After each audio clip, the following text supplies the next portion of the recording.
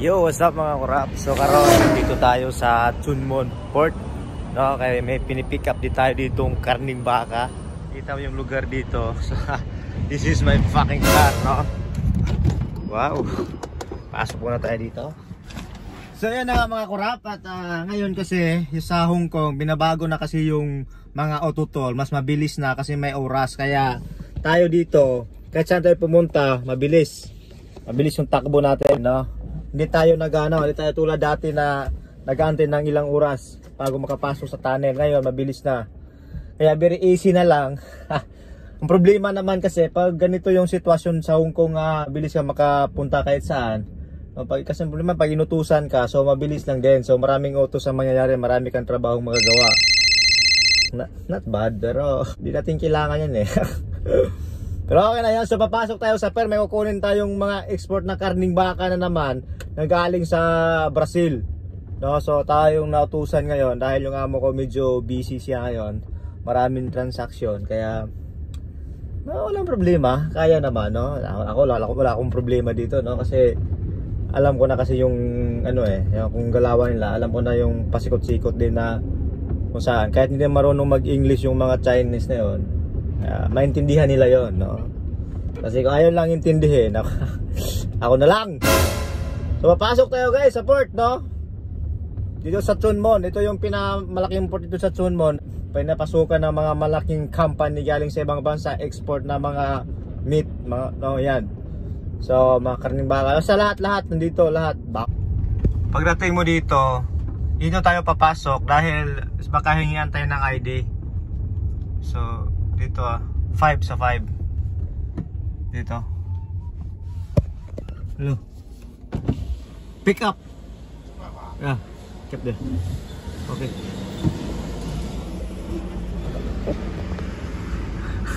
Hindi marunong mag-English yun guys. Hindi marunong mag-English. So kaya wala siya maraming tanong. Kasi pag English kasi ayaw nilang madisturbo sila eh. So bakit tayo dito? Yan. Storage area. Ito yung mga naglalaman yan, mga iba-iba naman yan, naglalaman yan siguro, ibang storage. Pero sa mga karne kasing storage, yung may aircon sa loob, yan, may freezer, parang freezer yan, ganyan. Yan, meron yan. Napapasok tayo dito. Di mo mabasa kasi Chinese eh, no? Ito, kita mong solid white line. Okay lang kung makaliko dito kasi walang pulis dito eh. Ingat ka lang sa mga, yan o, sasakyan o, parating. Yan. So dito tayo magtanong kung anong number yung kukunan natin ng karning baka ngayon. Ha? Yeah, right. Dito tayo magtanong o.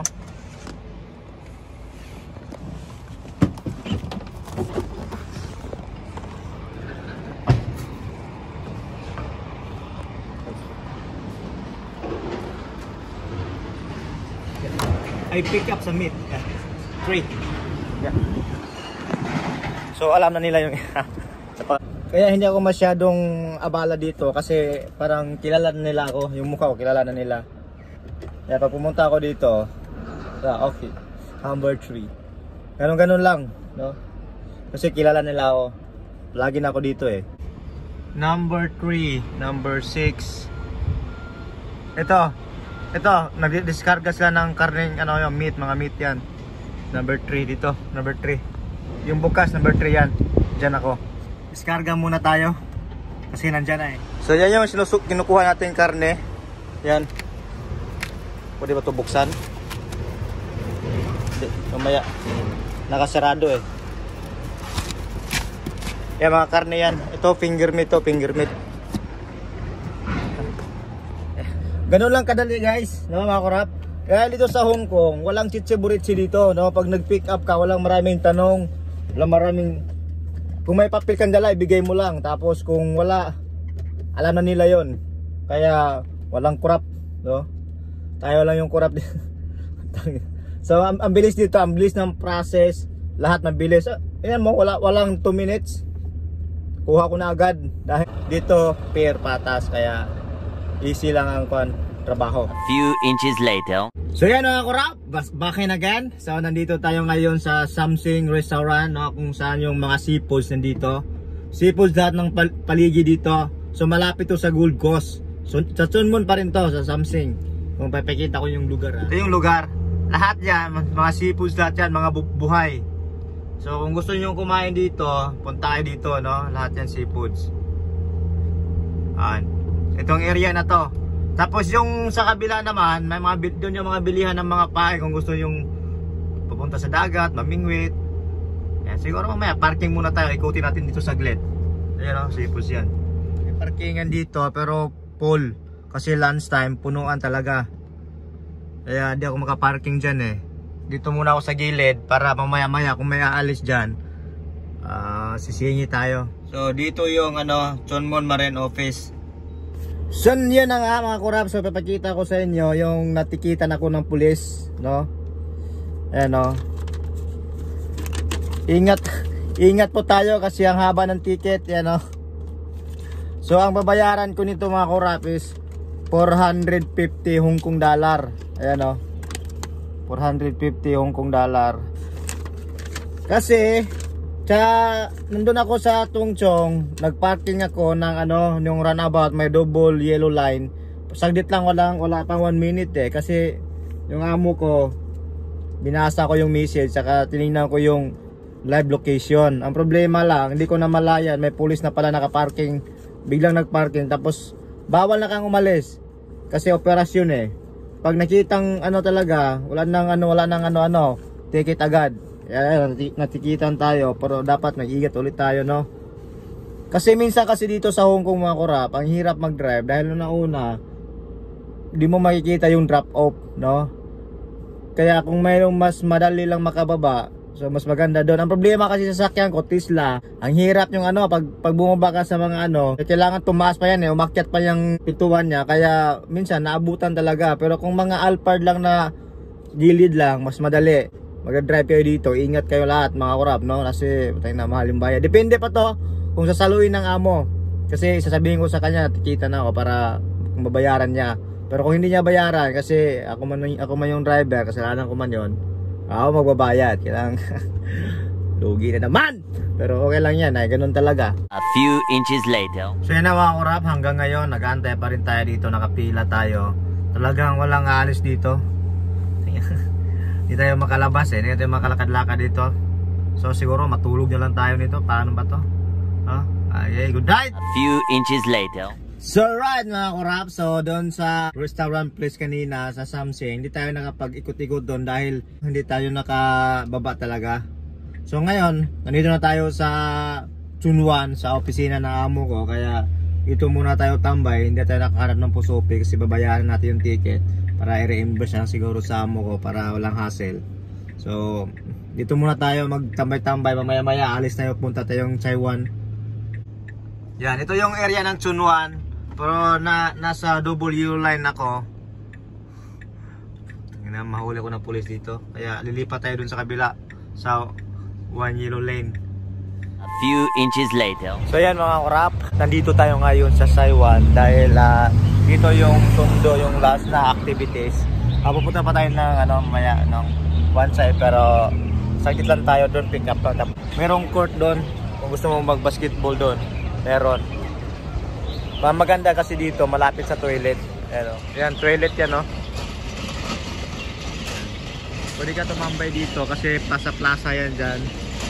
May restaurant, kainan, tapos doon, basketball court.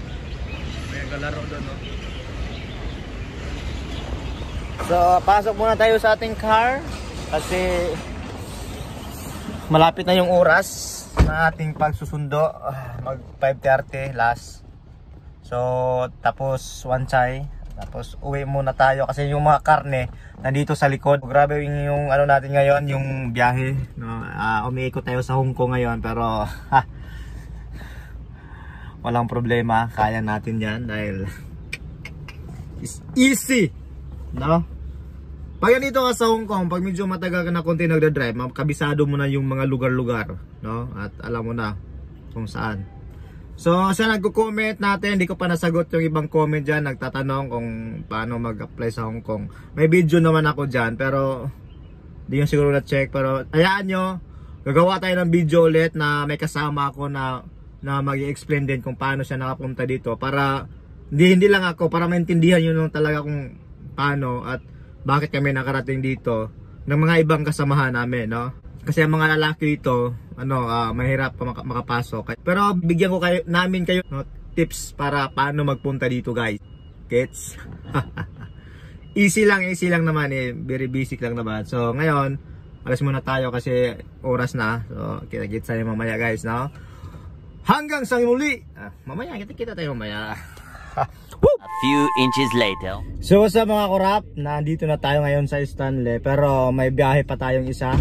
So ibang sasakyan naman natin dala po yung Porsche, no? Yung Porsche na sasakyan, yun naman dadalhin natin ngayon papunta sa Susun Hill para ihatid. Kasi may isang sasakyan na darating, actually dalawa eh, no? So marami na tayong sasakyan dito, 5 na. So puntangin ng mga sasakyan to, ang daming sasakyan, ako lang yung nagdadrive. Yan o, yan Porsche. So dito na tayo. Porsche yung dala natin ngayon. Malupit to ang sasakyan na to. A few inches later. So hey guys, mga kurap, uwi na tayo. Ayan.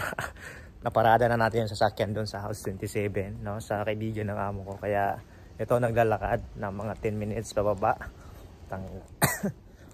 Malamig dito, inuubo ako, no? Hindi nawawala yung ubo ko ngayon eh. Hindi ko alam kung bakit hindi nawawala to. Pero as usual, okay pa naman yung health natin. Gago! Parang ayaw nang tumigil yung ubo natin. Gago! So iwasan na natin nung magiinom. Hindi naman tayo nagiinom lagi, pero medyo madilim dito. So nakarating na tayo sa highway, mga kurap. Muntik. Na-miss na natin yung isang bus eh. May bus eh. May bus. Tangin na. Wala ng bus. Naiwan tayo sa bus. Dito tayo pipila. Nakapila na sila. Taxi dito. Yung sa taas, Ocean Park yung sa taas. Ocean Park dyan. Sa kabila, Ocean Park.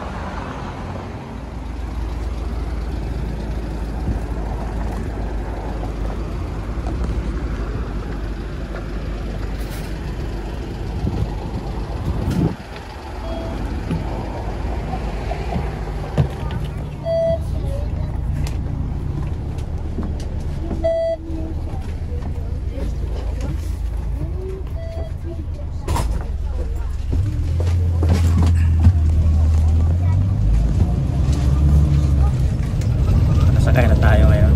Ayan. Wala masyadong pasahero kasi gabi na. 8.3 yung binabayaran natin. Ayan. Okay lang yan.